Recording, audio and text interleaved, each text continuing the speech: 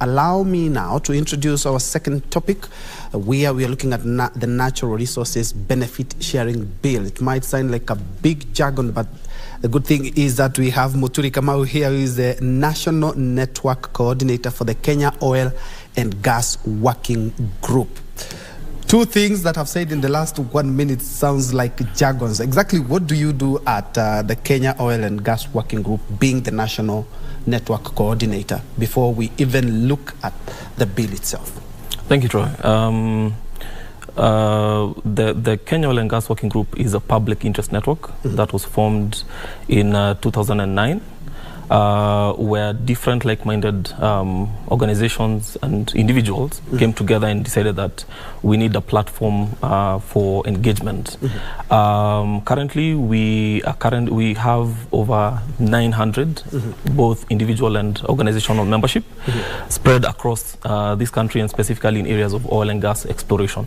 Our mandate is pretty much looking at giving indigenous communities a voice, as well as engaging with policymakers on matters policy, as such the Natural Resources Benefit Sharing Bill and the likes, as well as ensuring that we create a platform, a neutral platform, where government, industry players, and civil society, as well as communities, can actually engage freely and move discussions forward within the petroleum sector. And how are you working with those indigenous communities to ensure that they have a voice, especially when where there's gas and oil exploration? A practical example is in Turkana. Yes, yes. So actually, a large percentage of the membership comes from Turkana. We, for instance, work with organizations such as the Turkana Empowerment Advocacy Group, who have been our core partner since we began, and mostly we create synergies where even these indigenous Turkana communities who have come together in their own self-determined way have gotten platforms such as that to engage. We now have many more, including the Sanyanait Assembly, the Ekalale Assembly, who are actually coming together to ensure that they have a platform for collective voice. So ours is pretty much to support this platforms and networks, just to ensure that they have a place where they can actually raise any concerns, be it waste management, be it public participation, be it matters environmental impact assessment. So we have a very clear framework on how we engage with this particular community. And when I hear anything about gas or oil, my first, what comes to my mind first is there has to be some environmental degradation. There could be some pollution as well, or degrading the economy or the forest cover. Yes. Now, as a network, how do you ensure that, in as much as we are getting the oil and the gas and the other products, we do not degrade the environment or pollute the environment? All right, thank you. First and foremost, we've had quite a bit of action over the past 12, 13 years. I think a lot of the action was seen when Talo made the announcement that they had discovered commercial quantities of crude oil in Turkana. And government was in a rush to ensure that the governance frameworks were actually in place to ensure that we are able to address such an emerging industry. For instance, before the enactment of the Petroleum Act 2019, we were solely relying on the Petroleum Exploration and Development Act of 1986, CAP 308, which really had not... And that is what we are using to this day? No. Okay. By 2019, we had reforms within the sector, and now we have the Petroleum Act 2019. So if you actually look at the two documents, the Petroleum Act is more defined. It's been able to address issues to do with transparency and accountability, how communities can actually benefit. There's a revenue sharing formula that has been provided. Matters decommissioning has actually been identified and addressed. Waste management. So it's tried to take a really holistic approach towards ensuring that the proper governance of the sector is actually in place. So we've actually come a pretty long way. And despite having the law in place, there are always the hurdles that we face. In Turkana, for instance, waste management has been a very major problem. Handling drilling mud and drilling waste from some of these oil installations, you're looking at over 40 plus well pads, has become a challenge. And that is why in the Environmental Management and Coordination Act of 1989, it provides clear mechanisms as to how impact assessment needs to be undertaken. And so it's one of the mandatory legislative requirements that for any project that needs to happen in the country, an EI has to be undertaken. And this pretty much just outlines the impacts as well as the mitigation measures that need to be undertaken. And for instance, for Turkana, you find that we have an environmental impact assessment that was done for the upstream. We have an environmental impact assessment that was done for the Lamu-Lokcha crude oil pipeline. And we have one that was done for the Meka water pipeline. It's just to identify what would be the potential impacts where some of these infrastructure projects undergo. Because, for instance, for the crude oil pipeline, it will cross some of the protected areas. So some of these industry players need to highlight what are the measures that they need to take in order to ensure that they safeguard both the communities as well as the environment. Very good. And I'm quite sure a lot of Kenyans would want to know if Talo are still continuing their exploits. We are with Muturi Kamau, who is a national network coordinator for the Kenya Oil and Gas Working Group. We had touched a little about Natural Resources Benefit Sharing Bill. A practical example is Turkana. And I remember the people there were talking about they also need to feel that indeed the oil is coming from their own county. Tell us more about this sharing bill. Thank you. So first and foremost, again, moving back to 2012, the moment we were told that there are commercial quantities of crude oil, expectations automatically shot up. To this date, you step into Turkana, you can actually feel the expectations.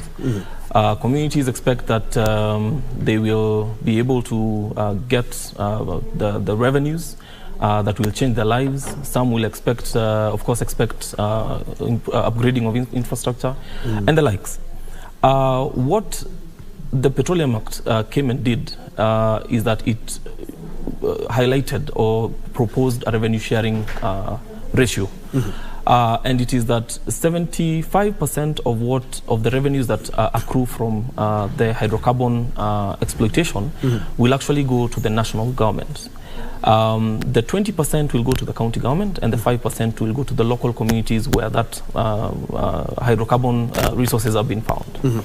And this is, of course, after cost oil has been recovered. This is expenditure by the company, and this is now the profit oil. So the company has also gotten its share of the profit as per the production sharing contract, and the government has gotten its share. However, this again, looking back, looking at the Mining Act, it also has its own revenue sharing ratio, which gives 70% to national government, 20% to county, 10% to communities. Other sectors have tried to also give their own revenue sharing ratios. But what this particular bill is coming to do is to try to harmonize and propose that for what revenues that we are supposed to get, then 20% is supposed to go to the sovereign oil fund, and then out of that 80%, which now becomes the 100%, 60% goes to national government, and 40% goes to communities. And I mean, it's important because it tries to harmonize. Of course, there are some sectors where you'll find that especially communities expect to get more. I know there have been concerns from stakeholders from the wildlife conservation areas who have also really tried to understand how this would work for them. And it's important because we have not had this. The first publication for this bill was in 2014. Right now we're in 2023 still having this conversation. At least with this new political regime, we are seeing a bit more traction when it comes to this particular bill. The bill tries also to propose the authority that needs to handle revenues from natural resources exploitation.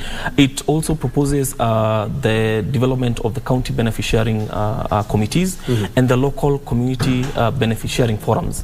So it tries to be more inclusive, because one of the things that we've noticed, especially in the extractives, for the Mining Act specifically, it has the community development, development agreements. But for this particular bill, it actually comes and says that for natural resources exploiters, they need to come get into agreements with the county governments and develop a county benefit sharing formula. So it has the monetary element to it, but also the non-monetary element in terms of identifying development priority areas for communities and what they actually need to do, because that, as it is right now, is just done ad hoc through the corporate social responsibilities. All right. Yes. And I'm quite sure a lot of Kenyans would want to know exactly what happened to tallow oil. Are we still drilling oil in Turkana? But let's take a quick break. We'll be right back.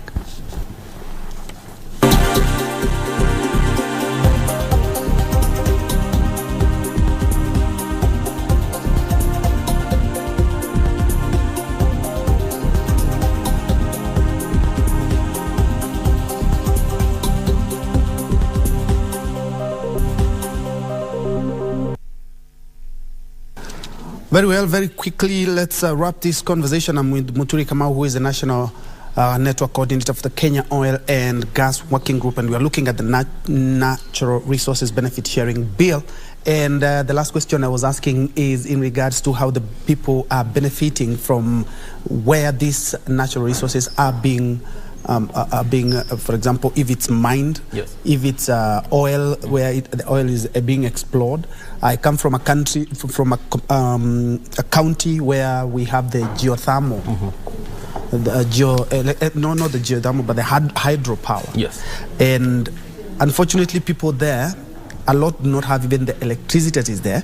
A lot do not have drinking water that is running there, and a lot don't even have basic social amenities. How are the communities supposed to benefit from this? You've talked about 5%. Yes. Yeah. So, and this is why it's very important to have this governance frameworks in place.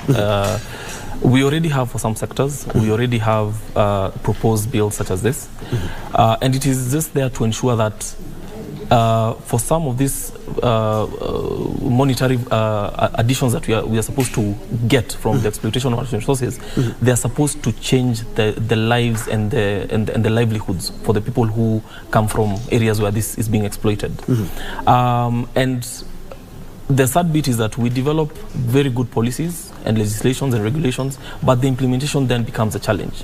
If we actually go through with this, it is now going to be, the onus is going to be upon us as a country to ensure that if it's, say, communities that are coming from your village, do we have a local content benefit sharing forum comprised of, communities who actually elect their own members to the committee, and who are able to then say that our development priorities are 1, 2, 3, 4. We want boreholes, we want medical supplies for schools, we want this and this. At the same time as we are, as the community is identifying these development priorities, let it not be mistaken by the development priorities that are set by the government of the day, because that is where we lose out. Yes, we have seen where companies have actually come and said that we are doing CSR, but the CSR that they are doing is no different than what government, county governments or national government is essentially supposed to do. So there's a very thin line that needs to be distinguished, but if we are actually able to ensure that, first of all, communities understand the provisions of this bill, all stakeholders pretty much understand, and they now get to appreciate that there's a role that they have to play, then it is actually going to go a long way in the realization of this particular bill. Yes, and you mentioned about conservation efforts. By the way, what happened to the tallow oil? We were actually getting oil from Turkana counties. Yes. And we don't see it happen anymore. All right. So we had quite a bit of action, and by 2017, 2018, we saw the early oil pilot scheme, where the trucks moved crude oil from the Solokcha Basin to Mombasa for export.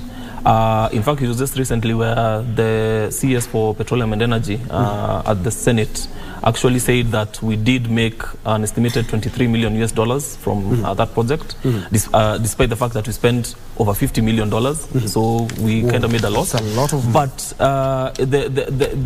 the oil and gas sector is pretty interesting, because you'll get companies that are there to just farm in, wait for the share price to go up and farm out. As it is in Turkana, one of the biggest tasks that Tallow has had is getting a strategic partner to develop the oil fields.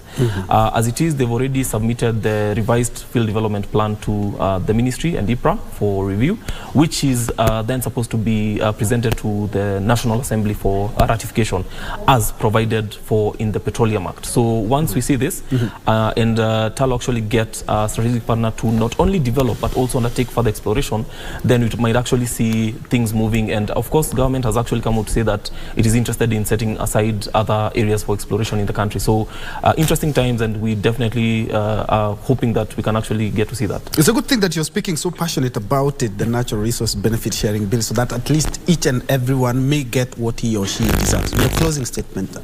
I was following the previous conversations with on the finance bill, and it's still in line with the bills and policies. And it is important for us as Kenyans to understand that we have a very important role to play in shaping how these policy frameworks look like. So let us not sit back. Let us engage our policymakers. We choose them. We are the ones who employed them. So let us hold them to task and to account. Thank you very much, Muturi Kamau, who is a National Network Coordinator for the Kenya Oil and Gas Working Group. We're talking about the Natural Resources Benefit Sharing Bill, in as much as we are looking at the finance bill. These are some of the things that also are also in line for Parliament to have a look at how even communities can benefit from the natural resources, from where they come from, and also ensure that we conserve the environment well. So much for watching. My name is Bentro Injue. Lensa Odingo has been our sign language interpreter for this show. I'm now handing the baton to the Swahili desk.